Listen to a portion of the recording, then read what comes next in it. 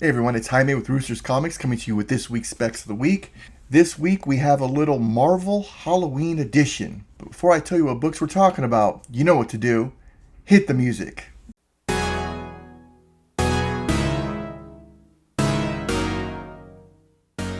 Hey guys, don't forget to check out my eBay store. I've got a bunch of amazing books here for sale.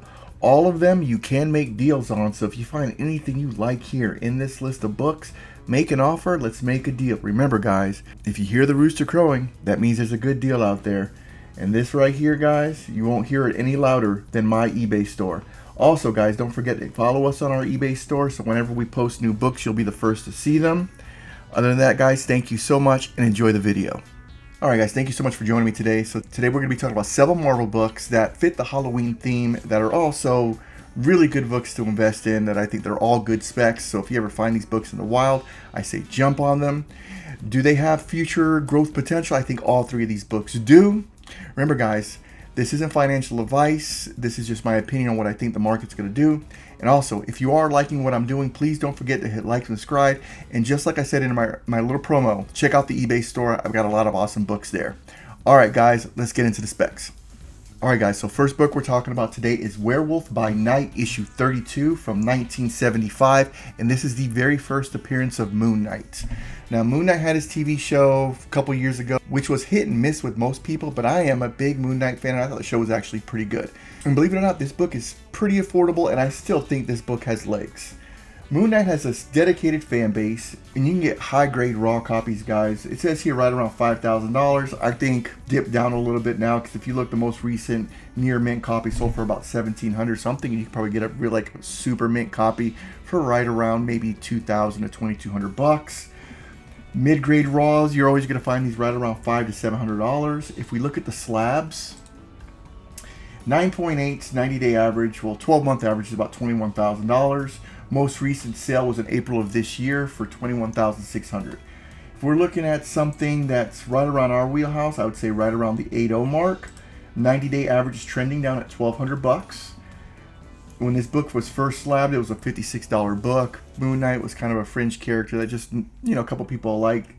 Once the MCU came out, people were just starting to think, what books were going to be hot, what books can have more spec, and it started increasing the value of this. This book peaked during the comic boom right around $4,200. This is in an 8.0, and now it's kind of leveled off, and it's found its home right around the $1,200 to $1,400 mark. We look this year alone, 16 copies of this book have sold.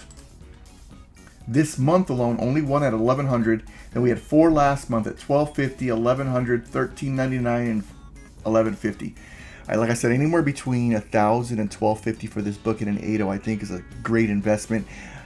Moon Knight is coming back in live action. On top of that, I just think Moon Knight is one of those cool looking characters that he does have some really cool stories, and that Marvel still can do a lot with. So as long as there's potential and as long as there's a fan base, I think this book is going to continue to hold its value.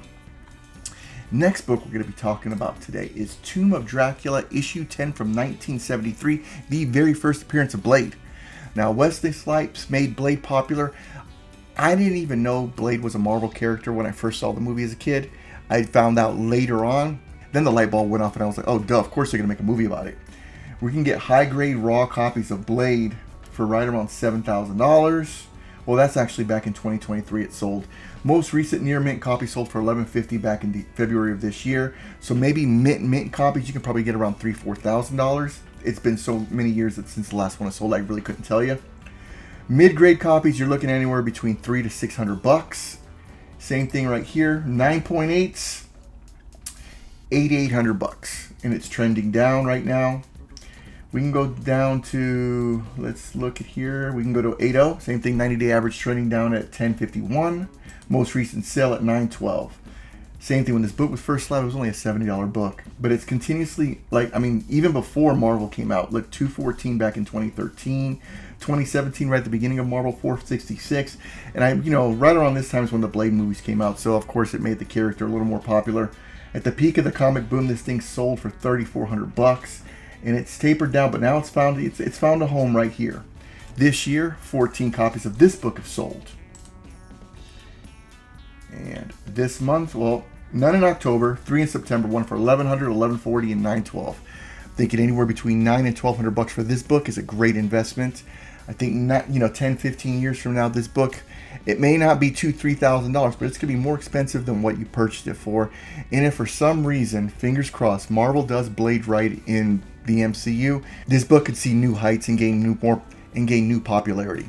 I personally think Blade is a super cool character, and always this time of year, these kind of characters, you're going to always see a little uptick in the sales because people want to start collecting. This is when they start thinking about these particular characters.